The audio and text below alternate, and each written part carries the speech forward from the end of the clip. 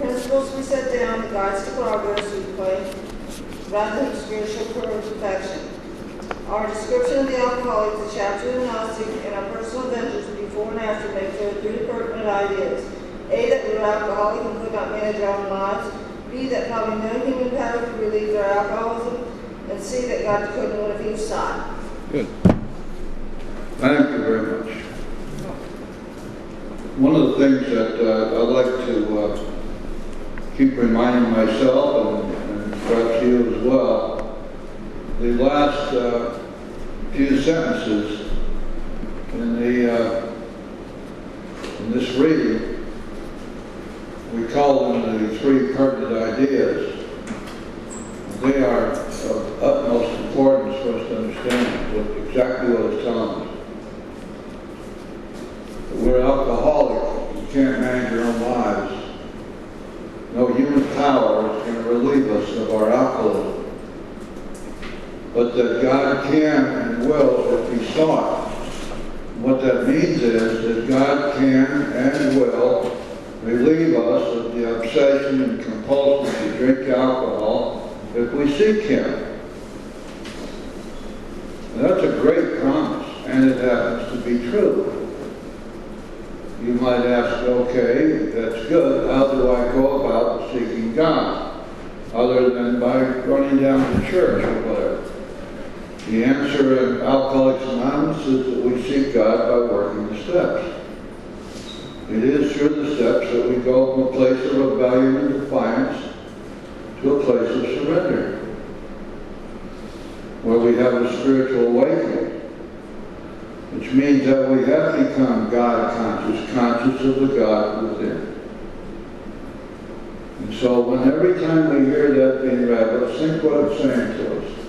It's a great promise, and it's true, that if we wish to be relieved of the obsession and compulsion to drink alcohol, the solution is to seek God. And the way we seek God here is with the steps. And I should emphasize this all the time. It's important for us to all remember. We have only one solution in AA. We don't have a multitude of solutions. We don't have any of the solutions that come out of the human side, out of scientific or medicine, or even to a large extent out of religion. Our solution is in 12 steps. That's the only program of recovery we have. We don't have anything else. And all the other stuff that is talked about is peripheral to those steps. But if we work the steps with a good heart and we follow the directions in the big book, we do recover. And not only do we recover, but we stay recovered the rest of our lives. What more can we ask? We get to have a wonderful, wonderful life beside. Okay. We're going to take a look at a couple of things in the second chapter, and then we'll move on to the third chapter. Let's look first at page 24, please.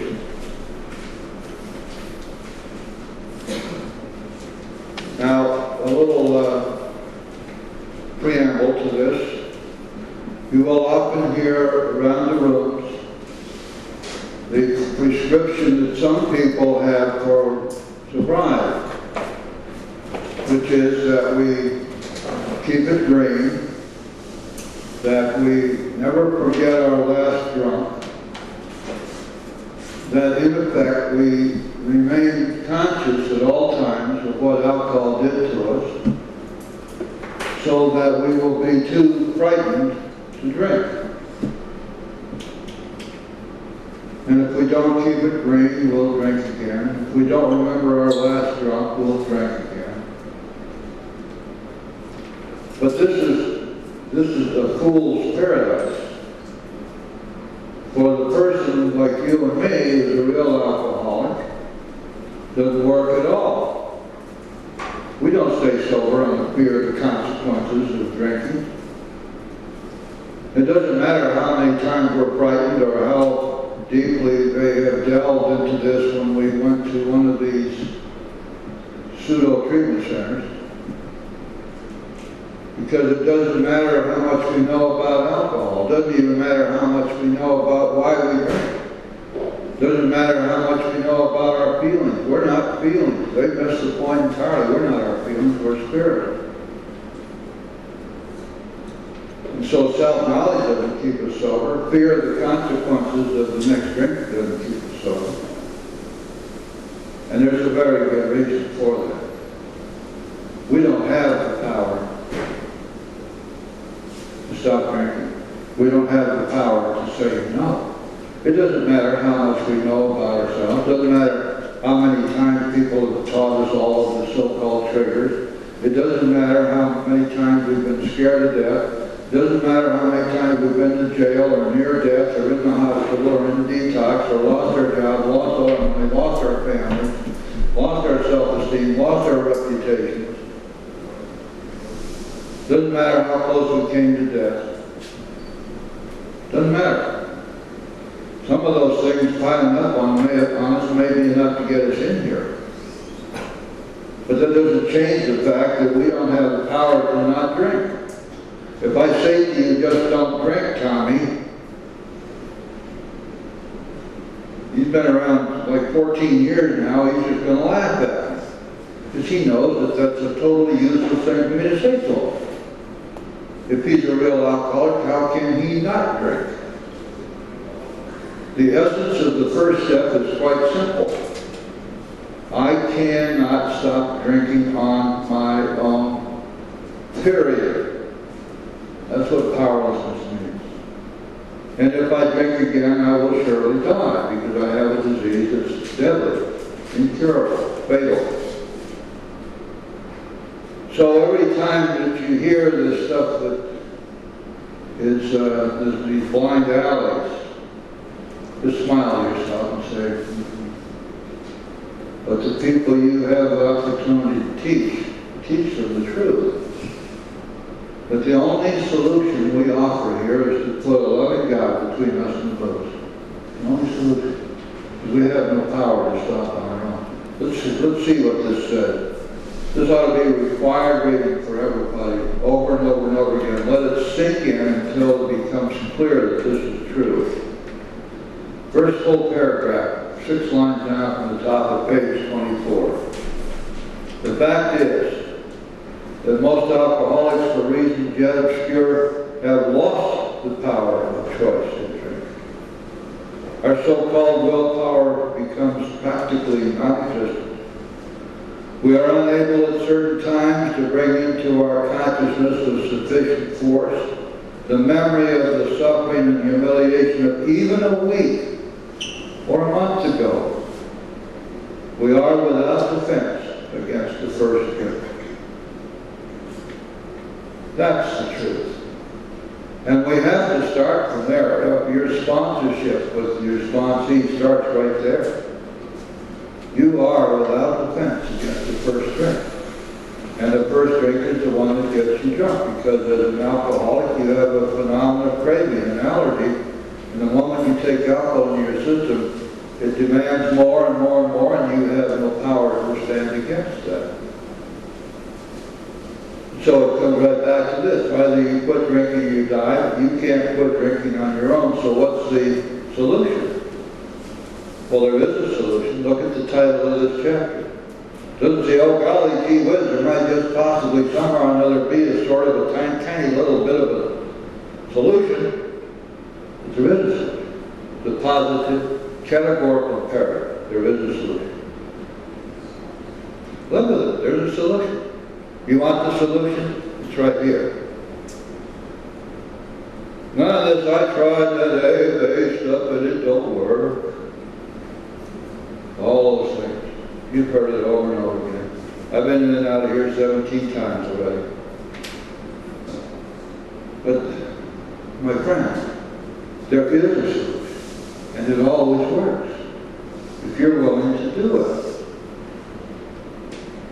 One of the most beautiful things about being a sponsor is you know that you have a solution which never fails, provided your sponsee will do the work. Never fails. This is because it is not anything which was made up by mankind. It's not philosophy, it's not opinion, it's not something that's being tried as an experiment. It's truth. And it's spiritual. And because we're talking about spiritual principles here, is it any wonder that they all look good? Of course not. Now, if we go over to the next page, or down to the bottom of page 24 first. The last 5 lines on page 24. This sort of thinking is fully established. An individual with alcoholic tendencies, he has probably placed himself beyond human age, and unless locked up, may die or go permanently insane. These stark and ugly facts have been confirmed by legions of alcoholics throughout history. But for the grace of God, there would have been thousands more convincing demonstrations. So many want to stop, but cannot. So many want to stop, but cannot. And one of the places that talks about, this is a person who wants to stop. We find that in the 8th chapter, chapter 1, talking about the progression of disease. In the second stage of the progression of disease, the alcoholic gets to a place where he can't stop, but they want to stop. They've begun to recognize just what's happening to them. And you all know about that, you've been there too. Now the next paragraph on page 26, 4 lines down at the top of the page, in italics. There is a solution. Almost none of us like the self-searching, the leveling of our pride, the confession of shortcomings which the process requires for its successful consummation. Do you see any weasel words there? Is there any equivocation there? No, of course not. There is in the big book. You find that equivocation, weasel words, only in other stuff, not in the big book. Here's the rub, and it was just read in chapter 5, that those of us who do not recover are people who cannot or will not completely give themselves to this simple program. Usually men and women who are constitutionally incapable of being honest with themselves. You see what this is talking about right here in this paragraph? Almost none of us like this self-searching, the leveling of our pride, the confession of shortcomings which the process requires for a successful consummation. You see that all of that requires self-honesty, doesn't it? And whenever we think in terms of what will keep me or keep my sponsees from recovery, remember the bottom line, self-honesty. And we talk about, all the time you hear people say this is an honest program. They don't know what the hell we mean by that, but it sure sounds good. And it doesn't have a whole lot to do with cash box honesty. It has everything to do with self-honesty. You see why? If I can't be honest with myself, I'll never get the truth about myself, will I? If I don't get the truth about myself, I'll never know what's wrong with me. If I don't know what's wrong with me, how can I go to God and ask for help? It makes sense, huh? It's all very mechanical. And so it takes courage to work the 12 steps. Sissies don't make it in here. People who cannot face themselves don't make it. They can't. They have no chance. Because they'll never find out and be willing to admit what the problems are and what's wrong with them. First they must admit it to themselves, then they must admit it to another person. 4-step and 5th step. Either of those steps not taken properly is fatal. So our job as sponsors is to make sure, to the very best of our abilities, that those steps are well done. And that they're done in accordance with the direction of the big book. Because if they are, then they'll work perfectly. But we saw that it really worked in others, and had come to believe in the hopelessness and futility of life as we've been living it. When, therefore, we were approached by those in whom the problem had been solved, there was nothing left for us but to pick up that simple kit of spiritual tools laid at our feet.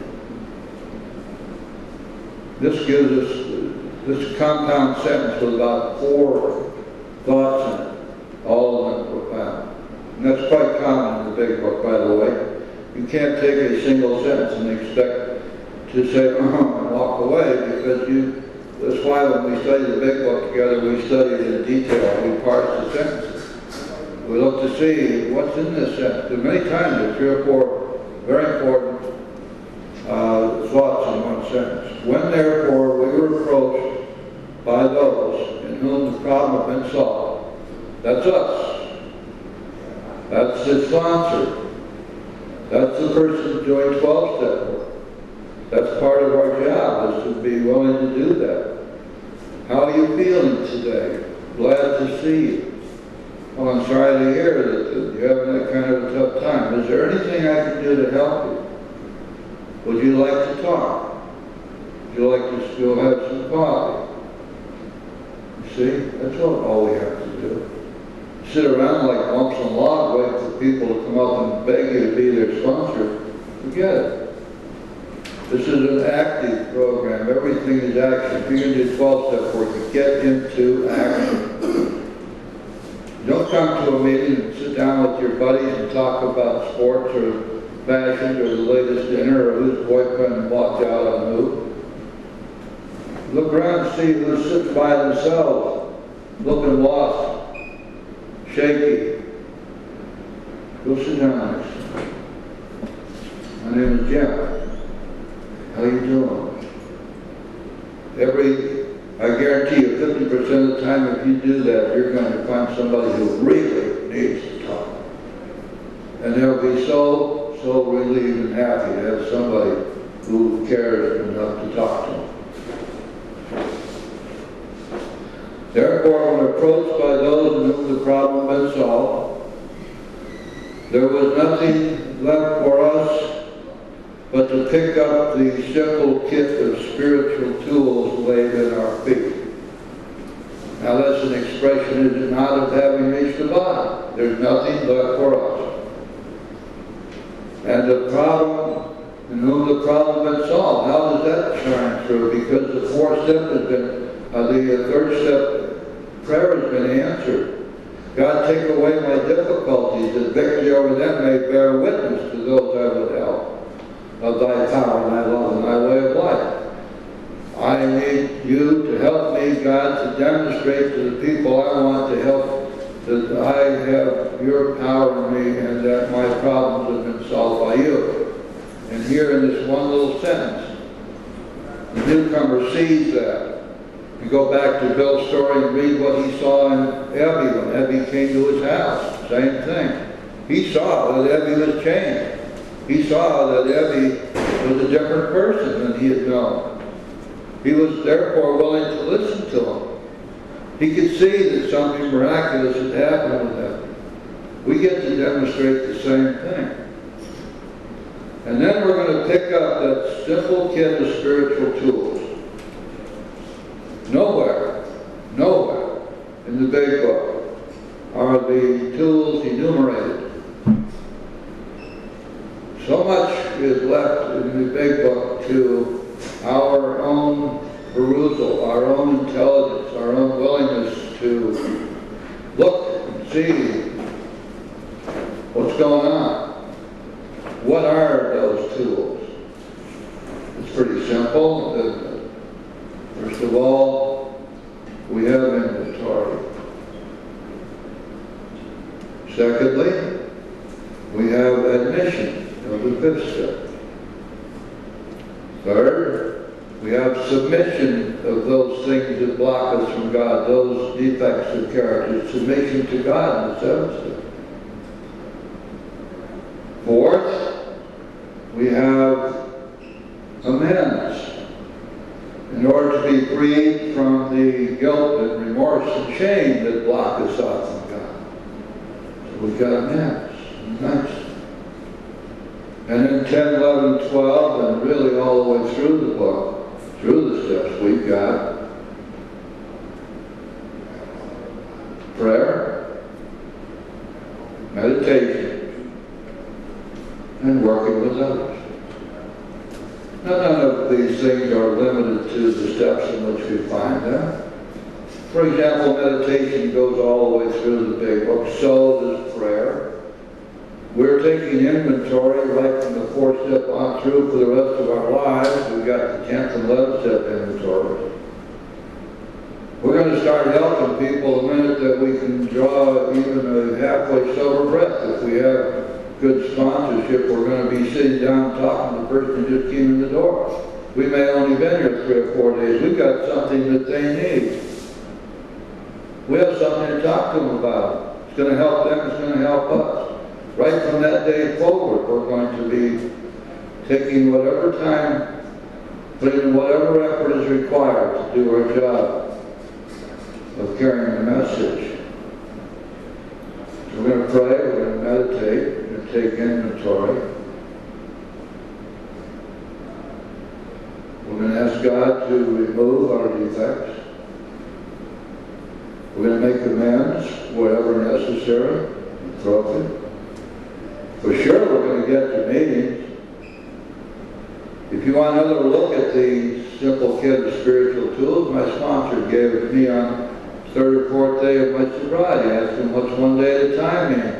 They said, today I went to a meeting, today I prayed, today I meditated, today I took inventory, today I worked with another alcoholic. You do that every day, you can say truthfully that you're working your program one day at a time. Teach your sponsor. Now look, this is what you do. There's no graduation here. Sometimes you might think so because they hand out these poker chips and stuff as if somehow you reached a milestone. You may or you may not. The real question is, have you worked the steps? You guys as sponsors should know that you take somebody who's brand new unless they're totally crippled in mind and body. You should have them through their steps in no less than 6 weeks. They ought to be out there working with people in their 2nd or 3rd month without any trouble at all. 30 days is plenty of time to take most people through the steps. But you see, there's so much contrary out there, so much static noise, all these weird saying things like, don't try to get too well by Tuesday. Balderdash.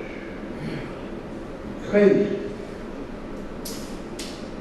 But the real question is, how soon do you want to get well? How long are you willing to sit here suffering from untreated alcoholism?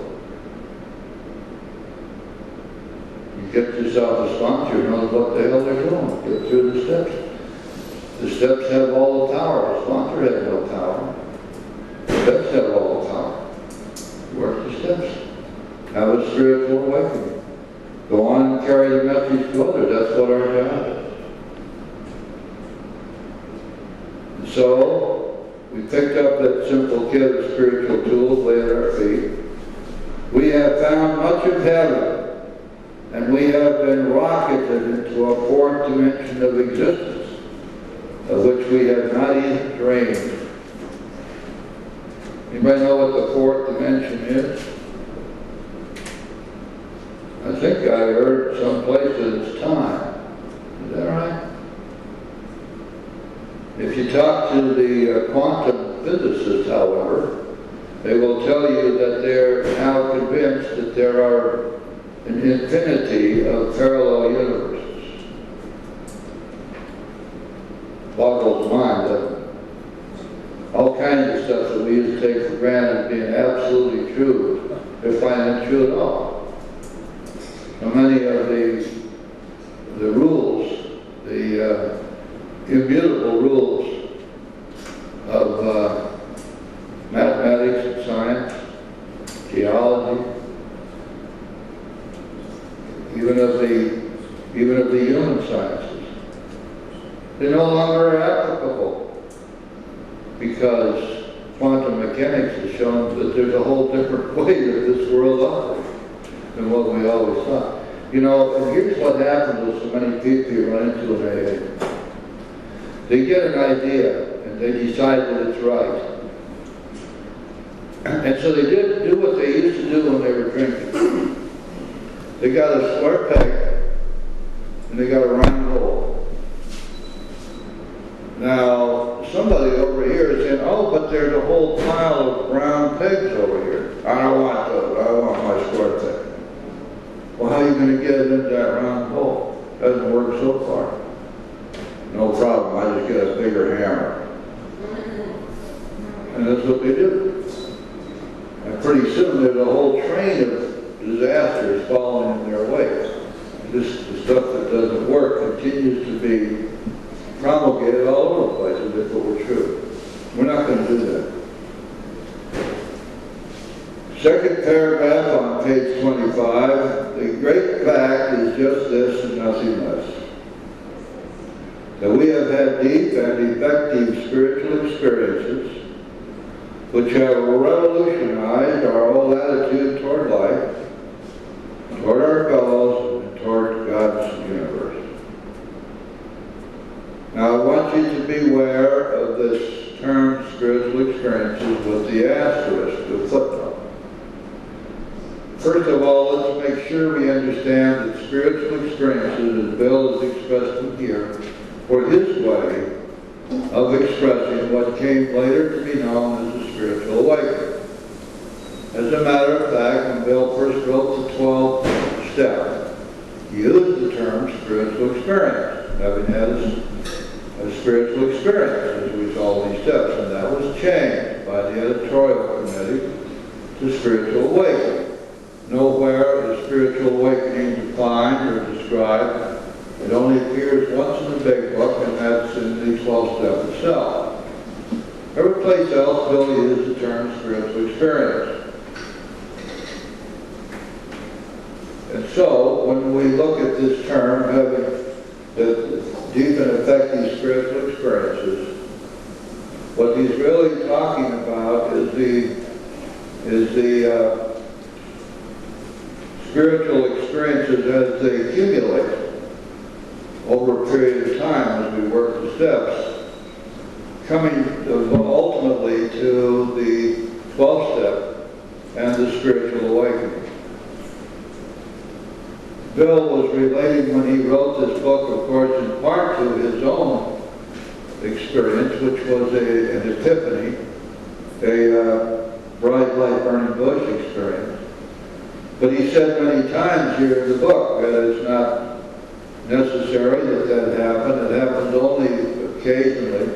But for almost everybody else, we have to experience God and have spiritual experiences as a continuum. They come over a period of time, not rapidly as it did for him. The appendix 2 in the back of the book has only one part of it that's worth a damn, a little quote from Herbert Spencer, which is fine. The rest of it is kind of a nastiness which was stuck in there by the liberals because they didn't like God and they didn't like the ideas that Bill had expressed, that they were powerless to stop the book from being published. So they demanded that this appendix 2 be added to the book. It was not added to the original printing. Appendix 2 did not appear in the big book until the second printing of the first edition. But you'll notice in that their idea is that only religious people will have become God conscious. That was their theory, of course, that this God consciousness was really a question of religion, not of spirituality. In this, they were utterly wrong. And the big book itself makes it clear that we will all become God conscious as a result of working the steps. In other words, what it's really saying is that we are spirit, God is spirit, we are of God and He is of us, and we're going to become conscious of God's Spirit within us. That's the God consciousness is talking about. We find in the 4th chapter, tells us we will find God deep down within ourselves. That's the only place He can be found. That's what it's talking about. So you can disregard that Appendix 2. You might want to read it just to get a good laugh. Our whole attitude toward life and our fellows in God's universe has been revolutionized. The central fact of our lives today is the absolute certainty that our Creator has entered into our hearts and lives in a way which is indeed miraculous. This is what we were just saying, isn't it? God has entered into our hearts and lives. We have found God within us. I remember having a long debate with Margie. She said she was the leader of the atheist band. They call themselves free thinkers. Margie was a wonderful lady. She was 18, 19 years old when she died. And Margie always talked about finding her better self. And I would say, Marge, you're talking about the same thing I am. I've found God deep within me. You say you found a better self deep within you. What's the difference?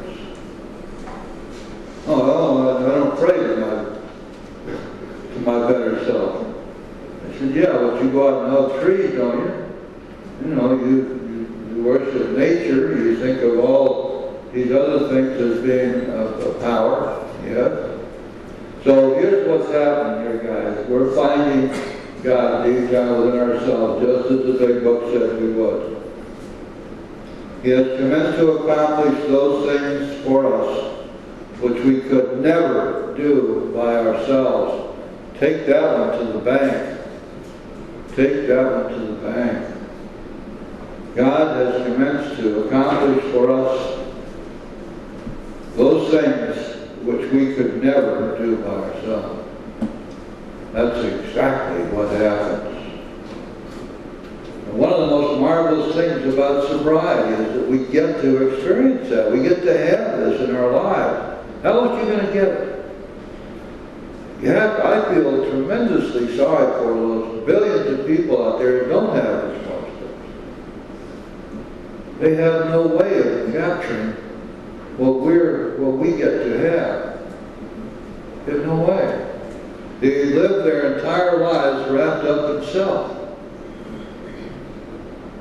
And of course, because of the fact that we are put in a position where the only choice is to live or die, then we get busy and we do the things we ought to do, and God takes from us the bondage of self.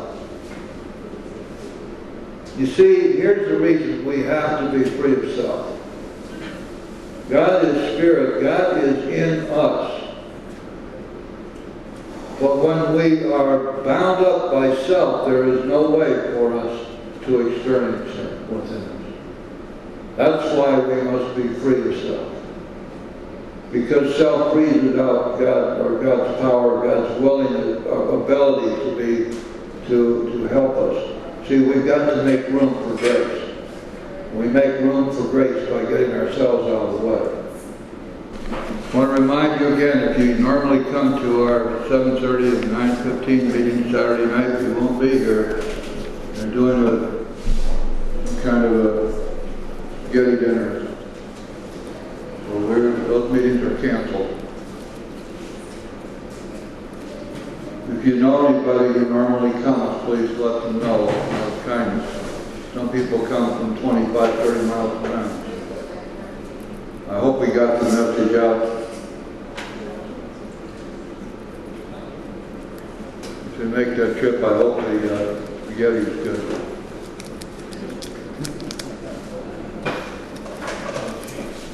Okay. The last partial paragraph on page 25. This paragraph deals with something which is common currency around the rooms. You hear people say all the time, oh, I've got choices now. I didn't have choices before. As if somehow or another we can make a choice whether to drink or not. Balderdash. There is a truth in this paragraph, as we shall see, which limits our choices to two. And that's as it should be. This program is an either-or program. And it sets out for us the one and only solution we have to the alcohol problem. And therefore, you would expect that if there is a choice, the choice would be to either work the program or not. Let's see what it says. If you're seriously alcoholic as we were, we believe there is no middle-of-the-road solution. You see, no half measures, right? No eat your softer way, right? We were in a position where life was becoming impossible, and if we had passed into the region from which there is no return through human aid, we had the two alternatives. These are the two choices. One was to go on to the bitter end, blotting out the consciousness of our intolerable situation as best we could, and the other, to accept spiritual help. Those are the choices. To accept spiritual help means precisely that we are to work the steps. Because in spite of the fact that one may say there are many other spiritual programs, and of course there are, and there are churches, and there are synagogues, and there are temples, and there are cathedrals, and there are even ashrams, and there are all sorts of places we can go trying to get spiritual help. There's a very interesting phenomenon involved here. In almost no cases do those places offer a program of action like the 12 steps. 12 steps are the same spiritual principles taught in all those places, but they're restated as steps of action. What's the difference? Very simple. If we take the action of the steps, if we follow the direction of the steps, we incorporate these spiritual principles into our lives. They become a part of our very being. In other words, they become the way we live our lives. The big book has told us that the spiritual life is not a theory. We have to live it. The 12 steps says what? Practice these principles in all our affairs. So there's what it means by to accept spiritual help. Those are the two choices. You see, it's a very beguiling concept, isn't it, that somehow or another when I come in here, I'm granted the choice whether to drink or not. Well, that implies that if I decide not to drink, I just won't drink, doesn't it? But that's directly contrary to the facts. Directly contrary to even the first step. That I have no power over alcohol, regardless of what I choose. No, the choice is to either go on drinking until death or criminal insanity, or accept the spiritual program of action. Those are two choices, the only we have. Going on, it says, this we did because we honestly wanted to, and were willing to make the effort. That's on page 26. word effort there should give us a clue what's going on here. This is all work. The whole program of 12 steps is work. Has absolutely nothing to sit around wishing for it, or hoping for it, or gathering some kind of spiritual fitness through osmosis. It doesn't work that way. Always remember what it tells us at the end of the promises. They will always materialize. If we what? If we work for them. 5th chapter is how it works, isn't it? The 5th chapter is how it works. 6th chapter is into action. And the 7th chapter is working with others. What does that teach us? This whole thing is about the effort we put in. Teach your sponsees. If it's to be, it's up to me. I've got to do the work. Nobody can do it for me. I, as your sponsor, will show you what to do. I'll teach you how to do it. I will encourage you to do it. I will monitor you as you do it. But you got to do it. And if you're not willing, I can't help you. I can't. I don't have a solution for you other than work the steps, have a spiritual awakening, be restored to sanity. You got a problem? You want the problem solved? Good. That's what this book's all about. Its whole purpose is to enable you to find a power greater than yourself which will solve your problem. I can't solve it for you. You can't solve it for yourself. But by following the directions in this book, you will find a power greater than yourself which will solve your problem.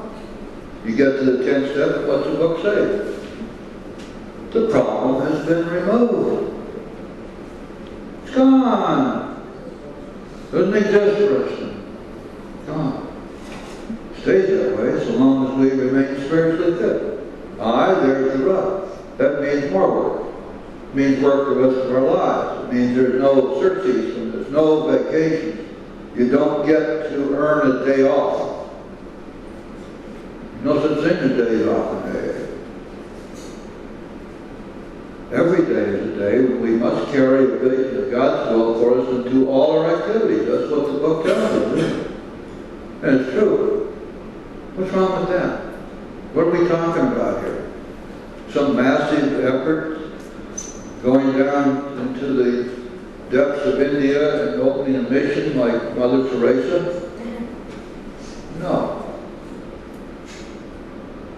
A couple hours a day, 1 hour a day, a couple hours a day, yes.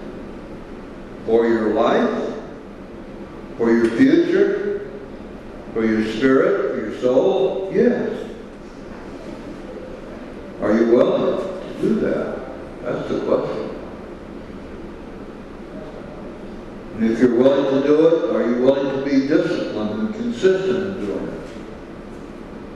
Big Book tells us that we alcoholics are undisciplined people. We are. It says we have to let God discipline us this way. You will not find an equivocation or a weasel word anywhere in the Big Book. All of those are reserved for the human solutions. People who have decided that we're going to enter into a realm of comparative thought, comparative recovery, where nobody is to be disturbed and nobody is to be unhappy. Everybody is to be comfortable. And they teach you that so long as you're comfortable, you're recovered. Balderdash, total nonsense, completely untrue. There are, for God's sake, speed bumps on the parking lot of life. Damn right. Some of them are pretty big, too. Some of them we got to really slow down for and ease our way over. Some of them we're going to need God to give us a little push to get over. Or some of them we're going to have ask Him to show us the way around it. They're always going to be there for everybody. What's the worst thing we can do? Go back into self-pity.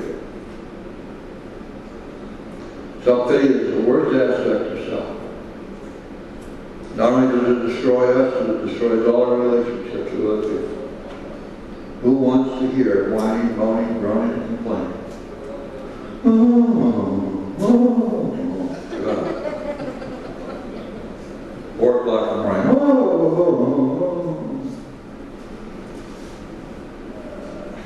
As a response, sometimes all I want to do is say, will you shut up? Amen. Oh, God.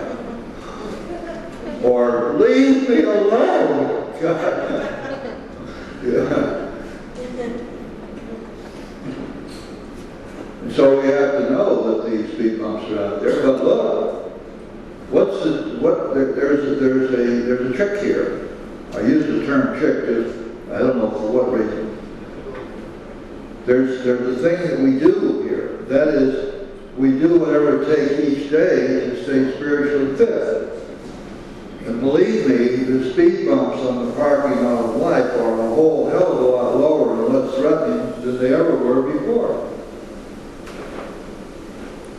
We learn such simple, homely things that every time I feel bad, there's a fear involved.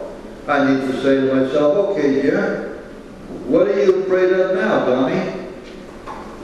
Figure it out. There's a fear. That's why you're feeling crapped out. Where's the threat? Find it. It was always there. Am I willing to do that, or do I want to call up my best friend and cry? Oh.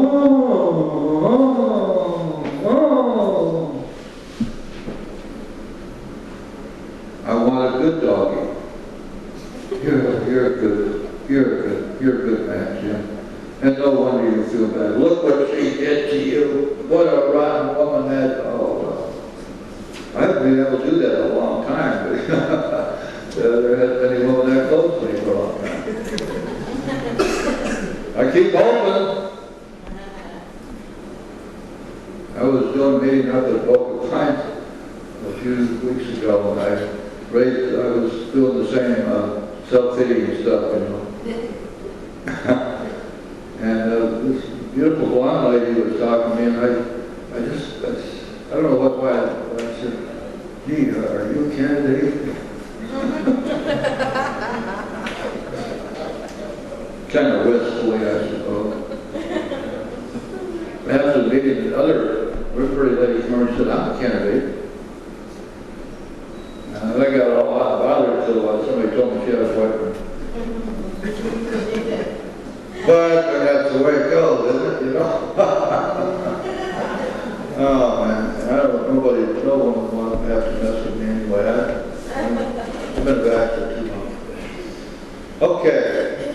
Matter of fact, I think I told you that I've been single since I've been sober, and I'm pretty sure there's a connection. Okay. I don't mean that as. I mean that's not a bar in any particular. There's some wonderful ladies out there. In fact, I am so blessed because there are women in my life that I love so dearly. They're wonderful people. Okay, this next page 26 and 27.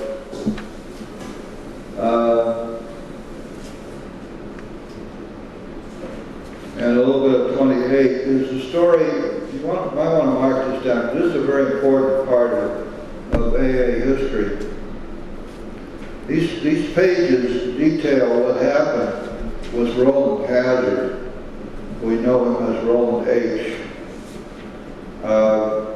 Roland H. was a very wealthy guy from a very, very prominent Eastern family. And he had everything going for him. He had a ton of money, he had a wonderful job, great family, the whole shot. But he was drunk. And finally, to try to get past his alcoholism, he went to Europe. And he spent a year with Dr. Carl Jung, one of the 3 great founders of psychiatry, or psychoanalysis, I should say. Dr. Jung spent that whole year with Roland and got him real straightened out. Roland knew everything about himself. Jung had torn him apart and put him back together again. He knew all about himself. He knew why he drank. He knew what all his feelings were, and he was in touch with his feelings. And he knew that he was entitled to his feelings, and he owned this and he owned that and all this stuff. So when he left Dr. Young and came back to the United States, he felt that for sure he was cured. Because what he now knew about himself, about alcoholism, was going to be plenty, all it would take to keep him sober, right? No. Within a couple of months back in the United States, he was drunk. So he went back over to Dr. Young and he said, "What's the matter here? I thought you had me cured." And Dr. Young, probably with a little bit shamefacedly, had to tell him, "There's nothing more I can do for you. You're one of those chronic alcoholics for whom there is no solution, medically or psychiatric. Can't help." He said the only thing that may possibly be helpful is that you have a complete psychic change. So Roland was a beaten man. He came back to the United States and he hooked up with the Oxford group. And the Oxford group, you probably remember, was a religious society. And they had 6 steps that they used, which were the forerunners of our 12 steps. And Roland began to go to meetings of the Oxford group. He began working these 6 steps, and lo and behold, he got sober. And he was doing pretty well. Now, that would all be fine and good over here in a vacuum, but that's not how it ties into AA at all. Because Roland H. was a friend of Evie's father. And Evie's father told Roland that Evie was about to be committed for life to as an alcoholic with alcoholic insanity. He was coming up for a hearing before a commission, a board, a judge, who could put him away forever. So Roland went down there and he appeared at Evie's hearing. And he convinced the judge or the panel that he and some others had found a way to sobriety. And he convinced them that they should parole Evie into his custody, and that he would take Evie and he would teach him how to be sober using the methods of the Oxford. So they did that. And it was 2 months later. Evie had been working the 6 steps. He was sober. 2 months later, he showed up in Bill's house. The first 12 steps. So you can see that this story of Roland is really important to our history. Probably without this all having happened the way it did, we wouldn't be here. All these things had to come together. There'd be no AA. So the story of Roland is an interesting one. It's on those 2 pages. And then if we go over to page 29, please.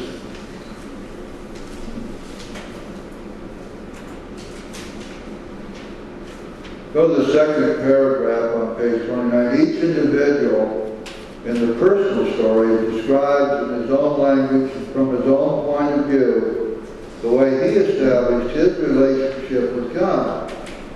These give a fair cross-section of our membership and a clear-cut idea of what has actually happened in their lives. People forget this, they forget what this book is saying. It's not saying we just made all this stuff up. It's saying this is what happened. This is a history. This is how we recovered. In the story, this is how I found a relationship with God. Not something that I dreamed up or something I imagined might possibly work. That's why the statements in this book are 100% positive statements. Because they're not hypothesizing or philosophizing or guessing or saying opinion. They're saying what they did. And they're showing that what they did worked for them. And they're saying to us, we believe that if you do what we did, you too will recover from a seemingly hopeless state of mind the body. That's the whole damn book. That's what it's saying. If you read it that way, then you'll understand it. If you want to take the siren song of the naysayers and try to use that in some way to justify your own laziness or your own lack of willingness to be honest with yourself, that's up to you. But that's the only reason in the world that should ever even come to mind. Because if somebody is saying to you, and there's a whole bunch of people saying to you, look, we went to trouble writing this book, so if you pick this book up, you can see what we did.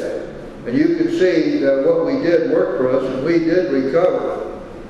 And we're saying, we believe if you do what we did, you too will recover. Why in the world would you turn that down? Why would you want to change it? Why would you want to go through all of the machinations to make something different, just to be different? You pick up any one of the other 12-step books out there, and you will find that the people who had their musty little hands into the writing of those books had to make something different out of it. They had to. It could not be original. It had to be something they concocted. As a result of that, we've got all kinds of psychobabble and baloney and balderdash that is locked into some of those books to the point where the steps don't resemble the steps. On the surface they do, but underneath they're not, because you see, there's a particular way of working the steps that works. Why do you suppose they went to all the trouble to clearly delineate each thing that they did and how they did it? Because they knew that would work. One of the most glaring and most terrible examples right out there today, and it's all over the place now, it's been given great treatment, is this what I just heard this the other day at Linda's meeting. Somebody was telling me about they were working their four-step and they were working on their turnaround. I said, what in the hell is a turnaround? Well, I've written about how bad they were. Now I turn it around and I'm right about how bad I was. And then I'm going to compare the two, and you see what will happen here is that by doing that, I will realize I have no right to be resentful. What? You're going to talk yourself out of resentment that you have no power over? What's the big book say to you? You can't wish these away any more than alcohol. You're as powerless over your resentments as you are over alcohol. What the hell's going on here? Oh, well, it's a turnaround. It's in all forms. Everybody today is teaching up in Boca and Delray. Not everybody, there are a few who've been paying attention. So now what we're going to do then is we're going to compare their fault with our fault to reach a middle ground, which we can call sort of a neutral place, where we no longer have a right to be resentful. Ergo, therefore, since we don't have a right to be resentful, we won't be resentful. How dumb is that? I mean, it's about, and this is supposed to be for people with massive college education and 16 initials after their name. It doesn't even make sense. The spiritual solution to resentments is set out perfectly in the big book. We're going to pray for the people who harmed us. And we're going to forgive the harm they did. Stop and think about it. If you're trying to find out what you need to forgive, and you write it out, it's all there, black and white, or Technicolor, Stereophonic, Dolby. I mean, it's all laid, widescreen, it's all right there. Now you come along and you take a paintbrush and start wiping all that stuff off. Before long, you don't have any idea what in the world you're going to forgive, do you? See, that's the reason we must make these things stand out in stark relief, so that when we set about the task of becoming willing to forgive the wrongs that were done us, we know exactly what those wrongs were. That's why the big book says we don't even look at ourselves until after we've gotten rid of our resentments. And we don't look at ourselves in order to find out why we shouldn't be resentful. We look at ourselves for two reasons. First, we have to find some defects of character. And secondly, we have to find whom we have harmed. The defects of character we must find are dishonesty, selfishness, and fear. We also need to find out whom we've harmed, because we start our 8-step list right there in that second part of the 4-step. It's also simple. It's right in the book. There's no mystery about it. None of this language is esoteric or mystical in any way. It's right, it sits right out there. Putting out of our minds the wrongs others have done us. What don't we understand about this? Well, unfortunately, the people who write these people who write for Hazelton, Joe and Charlie have some really crapped out writers. I don't know where they find those people. I don't think they even ever approve what they've written. But all these formulas float around out there. And I swear to you, a lot of this stuff is just cobbled together by somebody with a master's degree in psych who works for a treatment center and needs to do something to justify his or her existence. There's no validity whatsoever. Yes? This is way off of the topic, I guess, but it's just something that popped in my head. Did you find after going through the steps that your dreams weren't as horrific? Dreams? Your dreams, like for example, I have dreams that are pretty crazy, resentments, fear, and all sorts of stuff in my dreams. Do you find after you went through these steps and you continue to work this program that your dreams are more peaceful? I'm just curious. It's kind of way I left field. Sometimes my dreams are... Well, yeah, most of the time I think, last night I had screw dreams. I've been doing this for a long time. I still haven't quite figured out what it was all about.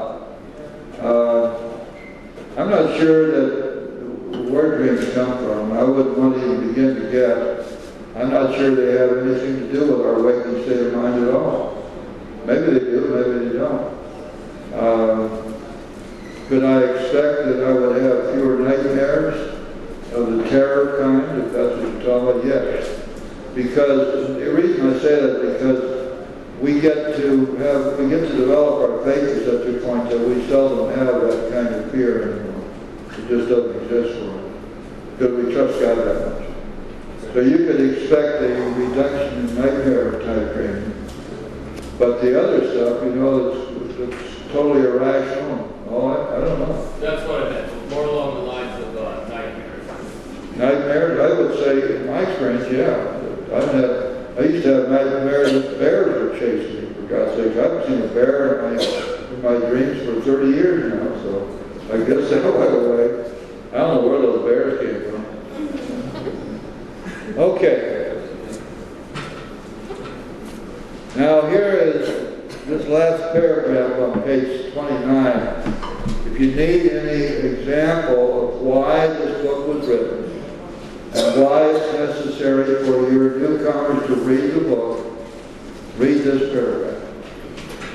We hope no one will consider these self-revealing accounts in bad taste. Our hope is that many alcoholic men and women desperately in need will see these pages. And we believe that it is only by fully disclosing ourselves and our problems that they will be persuaded to say, yes, I'm one of them too. I must have this thing. That's why the book was written. And that's why you people have to read the book. Because they walk in the door filled with denial. This book will break down the walls of denial. They walk in the door filled with hopeless state of mind and body. This book will bring them hope. They get to identify themselves with the book and with the people in the book, and by extension with you, which gives you much more of an opportunity to be helpful to them, to get them on the right path. Next week we're going to begin it's going to tell us finally what a first step is. First step is not the stuff that they talk about around here. It's not 495 questions about why your life has become unmanageable. That's got nothing to do with the first step. It talks about the first step, and it will tell us exactly what the first step is and how we go about working with our sponsees on their first step. The last half of this chapter is also first step material, but it goes into a critical aspect of the second step. Because in the second step, remember that we need to come to believe that God can restore us to sanity, which raises the issue of sanity, or on the other side of that coin, of insanity. A lot of people, if you sponsor, are going to have trouble with that. They may not want to accept that there's any kind of insanity that applies to them.